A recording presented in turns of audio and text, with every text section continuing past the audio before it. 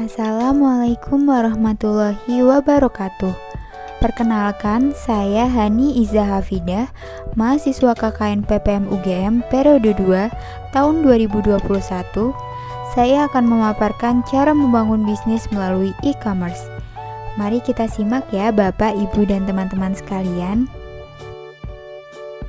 Apakah Bapak, Ibu, dan teman-teman sekalian pernah berbelanja online? Tentunya hal tersebut bukan menjadi sesuatu yang asing bagi kita. Di era serba internet sekarang ini, kita sering mendengar istilah e-commerce. Sebenarnya apa sih e-commerce itu? E-commerce atau electronic commerce merujuk pada penggunaan internet dan intranet untuk membeli, menjual, mengangkut, atau memperdagangkan data, barang, ataupun jasa. Singkatnya, e-commerce tersebut merupakan sebuah toko online untuk berbelanja. Lalu, apa sih bedanya e-commerce dengan digital business? Digital business merujuk pada pengertian e-commerce yang lebih luas. Tidak hanya membeli dan menjual barang dan jasa, tetapi menjalankan semua jenis bisnis online seperti melayani konsumen, berkolaborasi dengan partner bisnis, dan menjalankan transaksi elektronik dalam organisasi. Kegiatan perdagangan kini tidak lagi berpusat di lokasi fisik seperti pasar, swalayan, supermarket, ataupun mal. Namun, masyarakat kini semakin banyak yang berbelanja secara online. Terdapat 7 kategori e-commerce. Yang pertama yaitu B2B atau business to business. Merupakan kategori e-commerce yang meliputi semua transaksi elektronik produk atau jasa yang dilakukan antar perusahaan. Contoh e-commerce kategori ini yaitu Indo Network. Kategori yang kedua yaitu B2C atau Business to Consumer. Merupakan kategori e-commerce di mana produk atau jasa dijual dari perusahaan ke konsumen perorangan. Contoh e-commerce kategori ini yaitu KAI Akses, Tiket.com, dan Bineka.com. Kategori yang ketiga yaitu C2C atau Consumer to Consumer. Merupakan kategori e-commerce yang meliputi setiap transaksi elektronik produk atau jasa antar konsumen. Umumnya, transaksi ini dilakukan melalui pihak ketiga yang menyediakan platform atau portal atau website jual beli. Platform tersebut berfungsi sebagai perantara, di mana penjual dapat langsung menjual ke pembeli. Contoh e-commerce kategori ini yaitu Lazada, Tokopedia, Shopee, dan Bukalapak. Kategori keempat yaitu C2B atau Consumer to Business. Merupakan kategori e-commerce dengan transaksi penjualan dari konsumen ke perusahaan.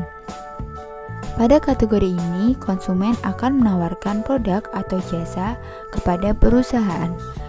Contoh e-commerce kategori ini yaitu Wix.com, iStockPhoto, dan FreePic.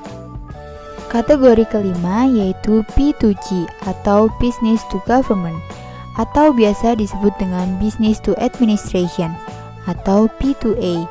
Merupakan kategori e-commerce yang menjual produk atau jasa kepada lembaga pemerintahan. Umumnya, pihak penjual akan menawarkan berbagai jenis produk yang dibutuhkan untuk operasionalisasi dan proyek pemerintah. Contoh e-commerce kategori ini yaitu clue.co.id. Kategori keenam yaitu C2G atau Consumer to Government atau biasa disebut dengan Consumer to Administration atau C2A. Merupakan transaksi elektronik yang dilakukan oleh individu kepada lembaga pemerintah.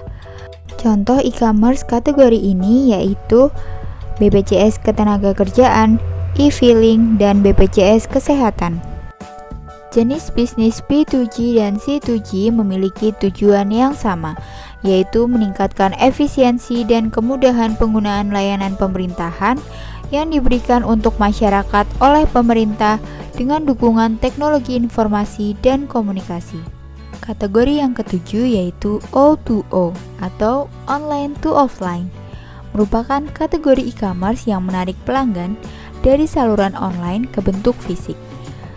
Pihak produsen akan melakukan promosi melalui jaringan online yang akan mendorong konsumen ke toko offline.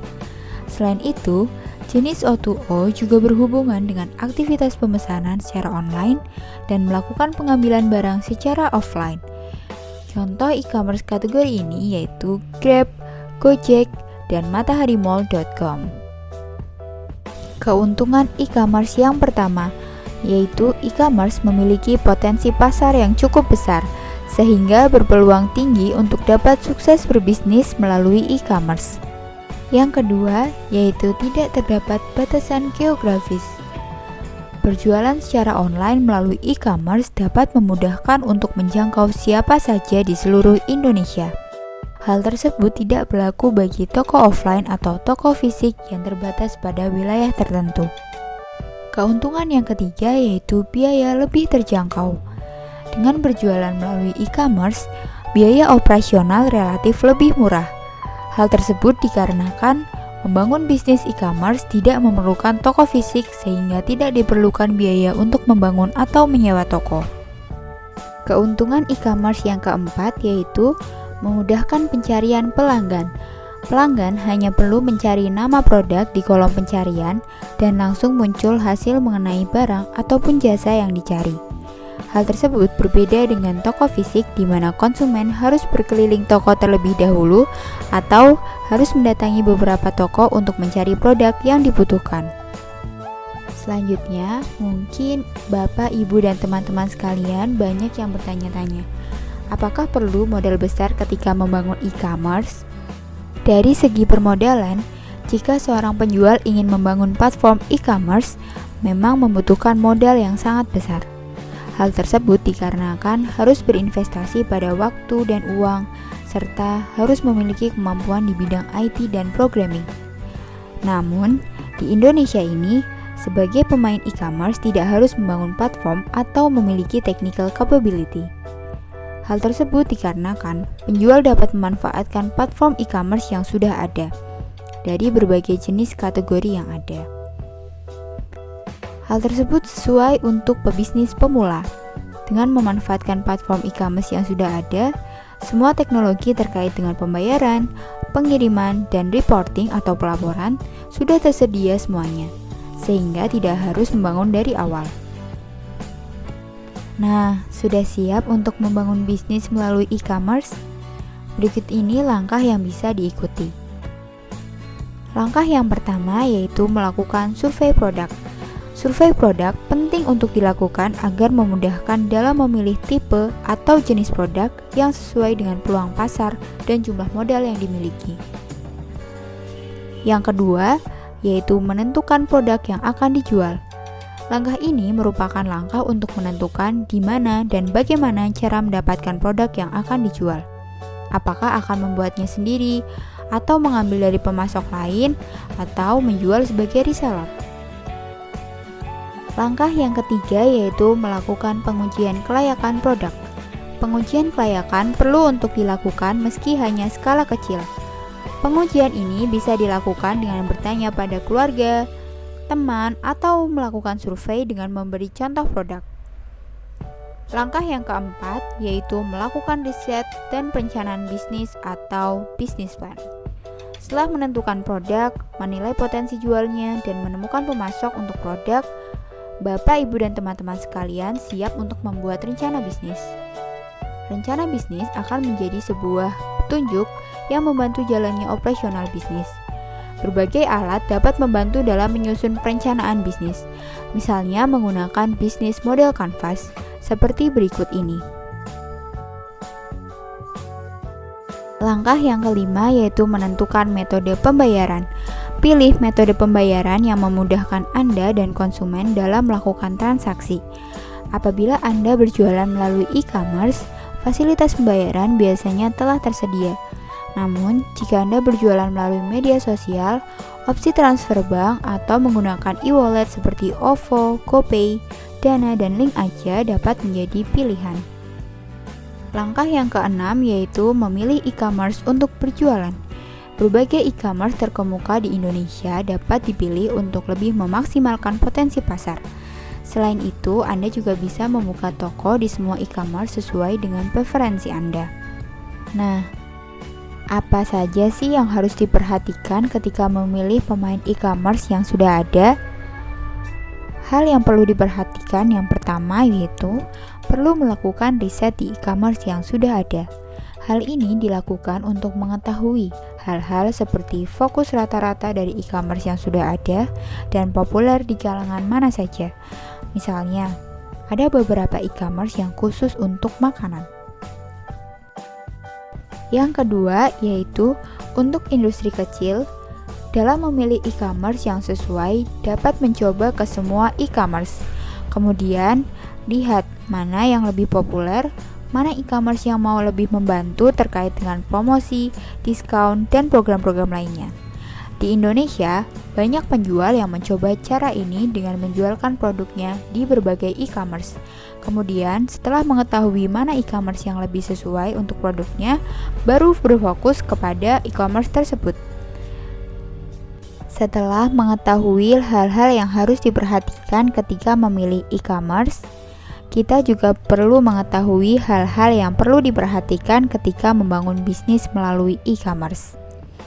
Dalam membangun bisnis melalui e-commerce, kita harus mengetahui dan memiliki keunikan dalam produk yang kita jual, terkait dengan ciri khas, spesifikasi, maupun harga. Misalnya, Bapak, Ibu, dan teman-teman sekalian dapat menjualkan produk yang khas dari Desa Sumberjaya Permai ataupun Kecamatan Pulau Besar. Setelah mengetahui teori dan teknis dalam membangun bisnis melalui e-commerce, kita juga perlu mengetahui tips sukses membangun bisnis melalui e-commerce. Berikut ini beberapa tips yang dapat Bapak, Ibu, dan teman-teman sekalian jalankan.